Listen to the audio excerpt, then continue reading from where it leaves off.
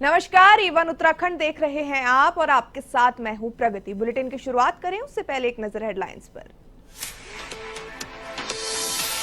दिल्ली में केजरीवाल पर जमकर बरसे सीएम धामी, कहा केजरीवाल सरकार के घोटाले एक के बाद एक सामने आ रहे।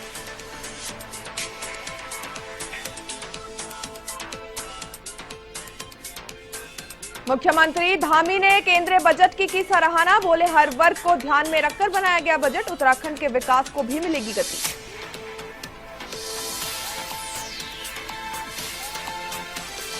पौड़ी नगर पालिका परिषद चुनाव में हार पर कांग्रेस में रार, अंकित नौटियाल ने पदाधिकारियों पर उठाए सवाल, बोले चुनाव में पार्टियों को एकजुट करने में नाकाम रहे।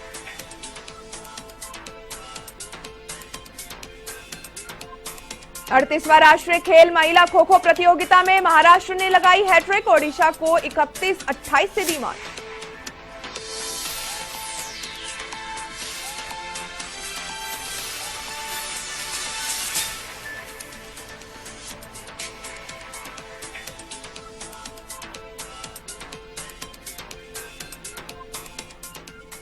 बुलेटिन में अब खबरों का रुख करते हैं विस्तार से, जहां पहाड़ों की रानी मसूरी में प्राइवेट कंपनी की ओर से माल रोड पर गोल्फ कोर्ट का संचालन किए जाने को लेकर मसूरी रिक्शा चालक और मजदूर संघ ने विरोध शुरू कर दिया है। Mussoorie traders and welfare association के अध्यक्ष रजत अग्रवाल और उनके सहयोगियों ने रिक्शा चालकों को समर्थन देते हुए कहा कि किसी भी हाल में रिक्शा चालकों के अधिकारों का हनन नहीं होने देंगे। मसूरी में गोल्फ कोर्ट का संचालन प्राइवेट कंपनी के चालकों की ओर से किए जाने को लेकर मसूरी रिक्शा चालकों ने मसूरी झूलाघर से लेकर एसडीएम कार्यालय तक Mussoorie traders and welfare association के अध्यक्ष रजत अग्रवाल के नेतृत्व में विरोध रैली निकाली और स्थानीय और पालिका प्रशासन के खिलाफ जमकर नारेबाजी की। तो आपको बता दें, इस मौके पर रिक्शा चालकों ने एसडीएम को ज्ञापन भी सौंपा।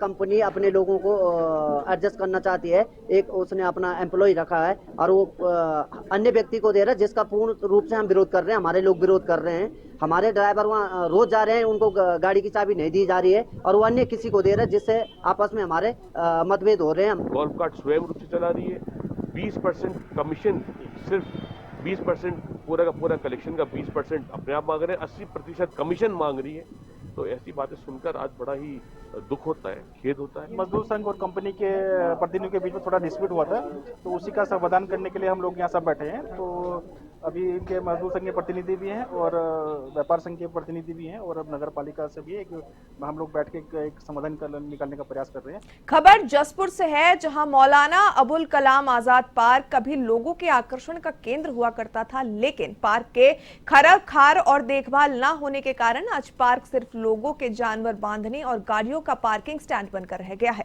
लेकिन अब नगर पालिका की ओर से पार्क में जानवर बांधने वालों और गाड़ी खड़े करने वालों को चिन्हित किया गया है। वहीं शाहिद अली अधिशासी अधिकारी नगर पालिका ने बताया कि पार्क का निरीक्षण कर लिया गया है और जिन लोगों की गाड़ियां वहां पर खड़ी हैं और कुछ लोगों के जानवर भी बंधे हैं, उनको चिन्हित कर लिया गया है और इनको हटाने के लिए टीम का गठन भी कर लिया गया। पार्क में जो अतिक्रमण पाया गया है उसका जो चिन्हीकरण कर लिया गया है। जिन लोगों की गाड़ियां खड़ी हैं, कुछ जानवर भी बंधे पाए गए हैं, उनको हटवाने के लिए टीम का गठन कर दिया गया है। जल्दी उसको अतिक्रमण मुक्त कराया जाएगा। प्रधानमंत्री नरेंद्र मोदी ने उत्तराखंड में शीतकालीन यात्रा को बढ़ावा देने और 38वें राष्ट्रीय खेलों के उद्घाटन के दौरान राज्य के विकास और पर्यटन को नई दिशा देने की वकालत की थी। आपको बता दें, पीएम मोदी ने कहा था कि उत्तराखंड उनका दूसरा घर है और वे सर्दियों में यहां की शीतकालीन यात्रा का हिस्सा बनने की इच्छा रखते हैं। उन्होंने युवाओं और खिलाड़ियों से आग्रह किया है कि वे सर्दियों में उत्तराखंड जरूर आए और यहां की साहसिक गतिविधियों का आनंद ले। साथ ही नेशनल गेम्स के शुभारंभ के दौरान प्रधानमंत्री मोदी ने शीतकालीन यात्रा की ब्रांडिंग करते हुए इसे उत्तराखंड की अर्थव्यवस्था के लिए महत्वपूर्ण बताया था। अब आपको बता दें कि संभावना जताई जा रही है कि फरवरी महीने में शीतकालीन यात्रा के लिए प्रधानमंत्री मोदी एक बार फिर उत्तराखंड आ सकते हैं। माननीय प्रधानमंत्री जी का जिस प्रकार से केदारनाथ के प्रति, जिस प्रकार से बद्रीनाथ के प्रति, जिस प्रकार से माँ गंगा से, जिस प्रकार से उत्तराखंड की इस देवभूमि से लगाव है, उन्होंने कल अपने भाषण में भी कहा है कि उत्तराखंड उनका दूसरा घर है। निश्चित रूप से इससे उनके प्रेम जो उत्तराखंड के प्रति है वो छलकता है और वे लगातार, हो सकता है देश के पहले ऐसे प्रधानमंत्री होंगे जो देवभूमि में कई बार जो है विभिन्न रूप में जो है उत्तराखंड के स्थानीय उत्पाद उत्पादों को बढ़ावा देने के लिहाज से अंतर्राष्ट्रीय स्टेडियम गोलापार में 38वें नेशनल गेम्स के दौरान स्टॉल लगाए गए हैं, जहां बागेश्वर के मशहूर त्राम उद्योग, मैनूसरी के स्थानीय उत्पादक, कौशानी शॉल, पीसी नून समेत स्थानीय हस्तशिल्प उत्पादों का प्रदर्शन किया जा रहा है। हालांकि कुछ लोगों का कहना है कि व्यवसाय बहुत ज्यादा कम है। अभी आने वाले 2 से 3 दिनों में देखना होगा कि उन्हें किस तरीके का रिस्पॉन्स मिलता है।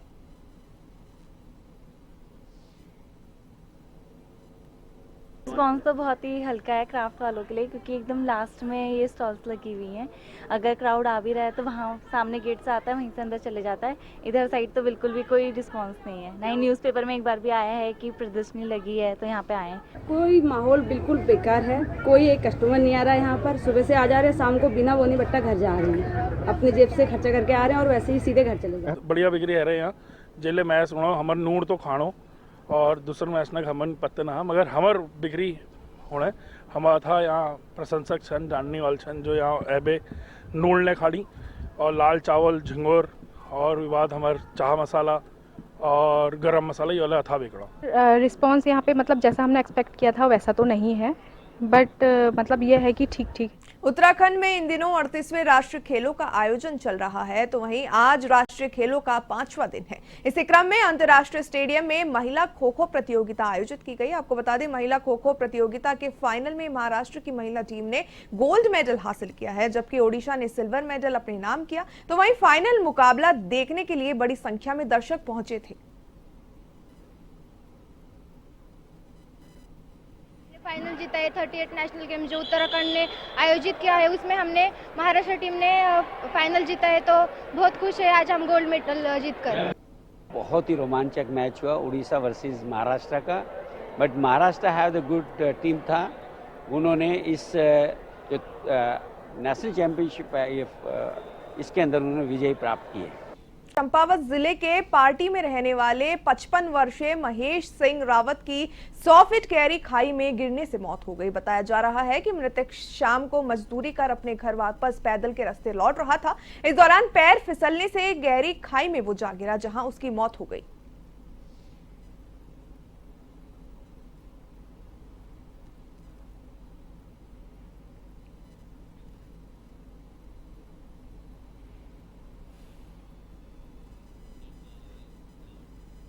नगर पालिका परिषद पौड़ी में कांग्रेस प्रत्याशी की हार के बाद समीक्षा बैठक का आयोजन किया गया। पूर्व छात्र संघ अध्यक्ष अंकित नौटियाल ने भी इसको लेकर प्रतिक्रिया दी। उन्होंने आज पत्रकार वार्ता आयोजित कर कांग्रेस पदाधिकारियों पर ही सवाल खड़े किए। उन्होंने कहा कि ये लोग कांग्रेस को एकजुट करने में नाकाम रहे।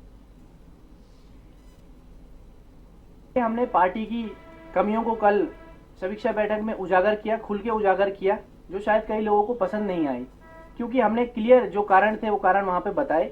कई लोगों ने हमें बोलने नहीं दिया, जिस कारण मैं वहाँ से उठकर चला गया। लेकिन इससे उन्होंने यह सिद्ध कर दिया। रात के 9:30 बजे ग्रुप में एक लेटर डाला जिसमें 4 लोगों के साथ 5वां नाम मेरा था निष्कासन में।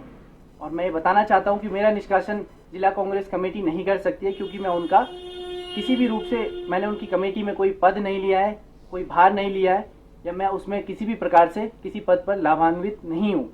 बजट 2025 को लेकर कई लोगों ने नाराजगी जताई है, लेकिन सरकार ने कुछ ऐसे फैसले भी लिए हैं जिन्हें देश के हित में माना जा सकता है। शनिवार को संसद में पेश केंद्रीय बजट पर पहाड़ों की रानी मसूरी में मिली जुली प्रतिक्रिया सामने आई।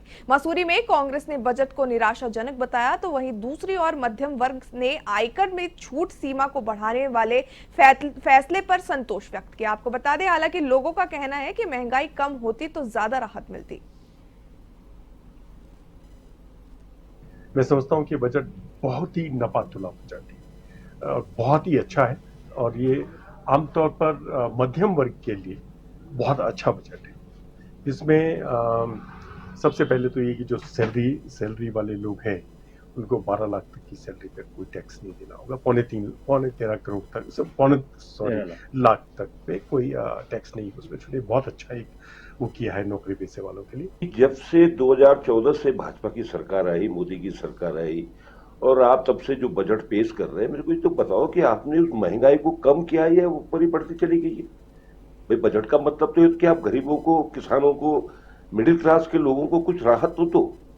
14 में कोई चीज अगर 10 रुपए की थी वो आज 100 रुपए की हो गई है इन 11 सालों में।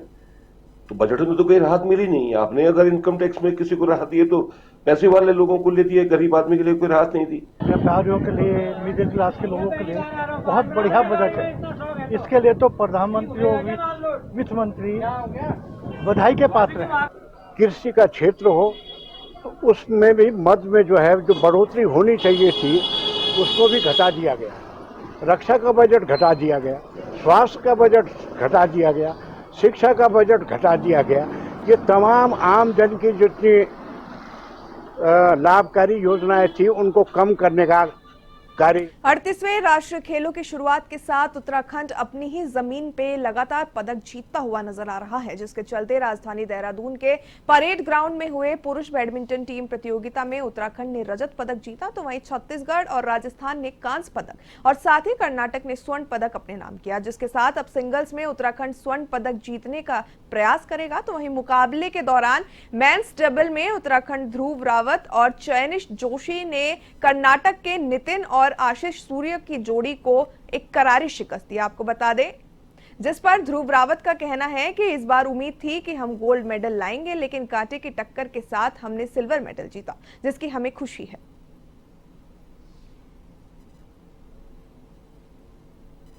अगेंस्ट क्राउड खेलना था क्योंकि इधर लोकलाइट सब उत्तराखंड को ही सपोर्ट कर रहे थे, तो एक अच्छा एक्सपीरियंस था और मैं खुश हूँ कि मैं जीता। इस बार काफी अच्छा लग रहा है, सिल्वर मेडल आया। लास्ट टाइम भी हम लोग ब्रॉन्ज लेके आए थे, बट इस बार उम्मीद थी, गोल्ड की पूरी कोशिश थी, बट सिल्वर आया। बट हम काफी खुश है अपनी परफॉर्मेंस से। जो भी प्लेयर है उन लोगों ने अच्छा संघर्ष किया, अच्छा शो रहा यहाँ पे पूरे टूर्नामेंट में। और जो भी ये लोग लूज किए हैं वो काफी क्लोज लूज किए हैं। पर्वतीय राज्य है, उन्होंने नेशनल गेम ऑर्गेनाइज किए और काफी अच्छी तरह से ऑर्गेनाइज यहाँ पे हो रहे हैं। 38वें राष्ट्रीय खेलों में उत्तराखंड अपनी ही सरजमी पर जीत के नए आयाम बनाता नजर आ रहा है, जिसके चलते देहरादून में हुए महिला बैडमिंटन टीम प्रतियोगिता में उत्तराखंड की महिलाओं ने रजत पदक जीता है। तो वहीं गुजरात और असम ने कांस्य पदक और हरियाणा ने स्वर्ण पदक जीता। आपको बता दें, टीम प्रतियोगिता के फाइनल मुकाबले के दौरान महिला सिंगल्स में उत्तराखंड की अदिति भट्ट ने हरियाणा की अनमोल खर्ब को 21-13, 17-21 और 24-22 से शिकस्त दी। इस बीच अदिति भट्ट ने कहा कि उत्तराखंड की स्थानीय जनता का भी साथ देखने को मिला और हम गोल्ड मेडल की उम्मीद कर रहे थे, लेकिन सिल्वर मेडल जीतना भी बड़ी कामयाबी है। साथ ही उन्होंने कहा कि सिंगल मुकाबले में हम गोल्ड मेडल जीतने की पूरी कोशिश करेंगे।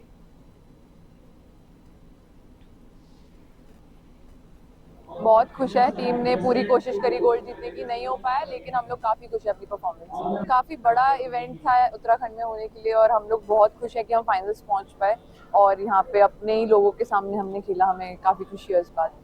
चलिए, A1 उत्तराखंड में फिलहाल के लिए इतना ही। मुझे दीजिए इजाजत और देखते रहिए A1 TV।